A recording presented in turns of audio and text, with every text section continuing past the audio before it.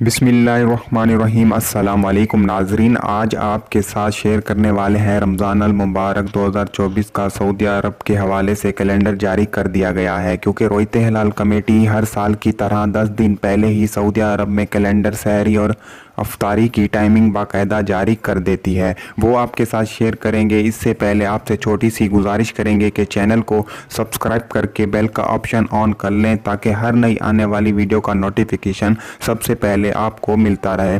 तो नाज़रीन, यहाँ पर आपको क्लियर करते चलें कि पाकिस्तान में 12 मार्च को पहला रोज़ा होगा और जबकि सऊदी अरब में आप दोस्त जानते हैं कि पहला रोज़ा 11 मार्च को होगा। और यहाँ पर आपकी स्क्रीन पर ये रहा सऊदी अरब 2024 का रमज़ान अल मुबारक का कैलेंडर।